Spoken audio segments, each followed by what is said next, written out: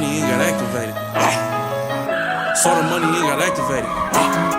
Saw that money and got activated. I saw that money and got activated. What is up, guys? Welcome to another video. We're working on the Hardbody today. I'll show you guys where. So about right here is, I think, where the shackles or the leaf spring's gonna bolt up now. It gives you enough room. You can see the gap right there, so it's not gonna hit the frame, and you know, it brings the truck up a decent amount. So then what you'll do is you'll just cut the rest of this off, because this is what'll drag on the ground when you drive these trucks lowered. This will literally just sit there and drag. You can see where it's kind of got flat spots right here. So okay, so this is actually the first time we've gotten the drum off of the Hardbody. Well, now it's pretty clear as to why the handbrake doesn't really work. Probably because there's zero friction in here. It's literally just covered in gear oil. So we pulled the drum off to find that, if you look here, we've got some in and out play on the axle. I'm not 100% sure how this works exactly. I don't know how this happened. Part of me kind of thought that it was possibly because of when we trimmed the axles down, but if that were the case, I don't see how this sliding back and forth would make it leak, for the simple fact that if you look, like, oh yeah, there's a gap there, right? But if the axles weren't cut down, it would be sitting right here, so there'd be a gap. So I don't see how it being pushed in would create it to leak, because it's leaking from inside here somehow. And I'm really just not 100% sure what the issue is here. I'm not sure if the back bearings are bad and that's why this has slop in it. I'm not sure, because if you hear the clunk, it's in here, not in the diff. Like, you don't hear it in the diff over there. You hear it right here. So I'm not really like 100% sure what the issue is right here. So I guess I'm gonna kind of take it apart and just see what this is about right here. So what we're gonna do is we're gonna disconnect the brake line, disconnect those bolts right there, and pull the axle seals out, or axles out of the truck, and kind of look over everything. We started to do the re-drill on this and our battery died, so that's kind of why we're going over to this. So okay, so we got the drum off, and it's pretty obvious there's something wrong here. So this should be actually tight to the axle, and it's pretty clear it's not. So it's looking like either the bearings are destroyed and the race is destroyed, or this somehow walked itself out and it is not tight anymore. I think what we're going to do is we're going to unscrew all of this anyways and pull this whole drum piece off and kind of look at the whole axle and make sure nothing's completely damaged. It'd really suck if I had to get new axle ends for this thing. That is definitely a problem. So we'll have to look at that, I guess, real quick. Okay, so if I'm doing a little bit of research, it turns out this is actually a pressed on bearing. So my worry here is that the race is actually like destroyed. So like, I don't know if you can buy a new one of these, because it doesn't appear that the bearing is the issue. It appears that the race is the issue. So I'm not really sure at this moment. Apparently this sleeve right here has to press off. I don't really know how you would go about doing that, but yeah, that's kind of where we're at with the whole rear axle thing. Now we got our re-drill done on this side. We were actually able to use the stock bolts, which look like crap, so I'll probably end up putting a different bolt in it, but for now they will work because we are on a time crunch. We don't have time to be running around getting bolts and stuff. So pretty much what I had to do is I just drilled it with like your standard size like drill bit, the biggest one that comes in the kits. Drilled it through, and then had to hone this side out a little more because the sleeve is actually bigger, and then put a bolt on the back side. So that's looking pretty low. You know, once that sits on the ground and those compress, that should sit pretty low. And then I kind of want to add that leaf spring back in. We just got to figure out a way to make the U-bolts longer. So I'm honestly considering just getting an entirely new rear axle and starting fresh, especially after, you know, we had to cut the axles down and stuff, and then having all the issues with it. I'm not even sure that you can replace that race on the drum, and time is a really money isn't even really the problem as far as replacing all the parts that this axle needs. Time is really the issue, and I just don't have time to try to get that pressed off and get a new one pressed in and wait for parts to come in. I don't have the time to get it done in time, so I'm gonna try to just get a whole new rear axle and hurry up and swap it in, and we'll have to weld it obviously, and that way we kind of start fresh, and you know, we don't have to worry about axle seals, whatever. We can just throw it in, and we won't even have to worry about drum brakes or anything, hopefully, if the new axle comes with good brakes on it. And then we will be ready to rock and roll. That'll kind of dissipate a lot of our work. So we actually did find a whole rear axle. We found two. We're waiting on one guy to respawn back and tell us if it's the right axle, and the second one is at a junkyard. And the guy says he does have it, but the truck's been sitting since 2004 and has not moved. So that's kind of scares me. That's pretty much the gist of it. So we're gonna get to work. We got a lot to get done, and I don't want to talk because I talk too much. So,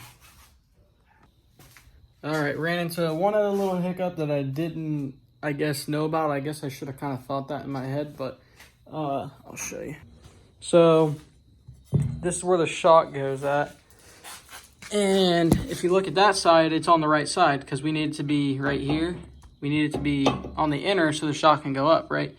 Well, this side, it would have to be flipped upside down like that for it to work.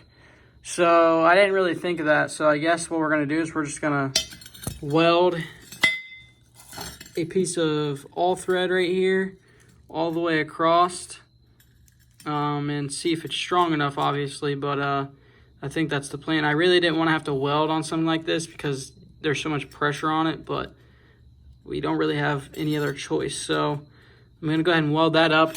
We got the re-drill on this side completely done. The axle is sitting down on the suspension. So pretty much that leaves us with getting this on there, and then I want to sit the truck on the ground, get an idea for ride height, put the shocks on there, kind of measure things out, see what we got to do to get the bar across there, see if we're gonna have to cut and move that, which it looks like we're gonna have to, and then go from there. Now once we get all that out, or once we get the shock towers and stuff made, we're gonna tear the rear diff back out, so that way Saturday when we go get our new rear axle, we can throw it in there and start fabbing up our anti-rat bar, and then we'll be done with the rear suspension. So that's good news, and then we'll have to move on to the front. But enough with talking. I'm gonna go ahead and get this welded up so we can get moving.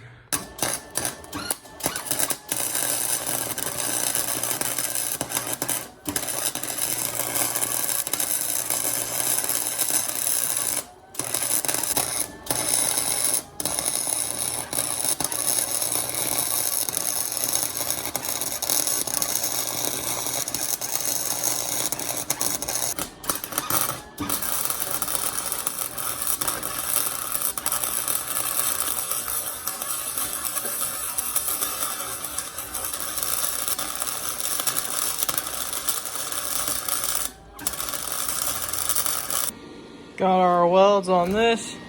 Those aren't half bad welds. Like, obviously it's choppy, but they're very filled with good welds.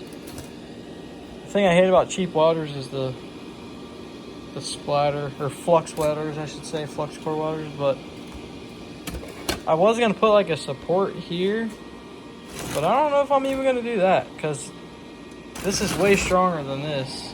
I only had that one little weld there. So I think I'm just gonna run it like this. And then I'm also trying to figure out if I want to try to add some length to put the shock farther out. I don't know, but we're gonna fit it on there. I'm done welding on this. I'm gonna fit it on there. Enough talking. All right, boys, she's on the ground. Man, without the bed on it, it seems like this thing sits so crazy low, but it's really not too bad.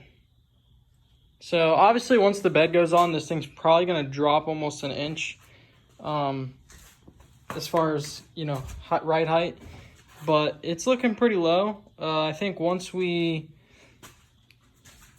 put our stiffer middle spring back in there, it'll definitely sit a lot lower.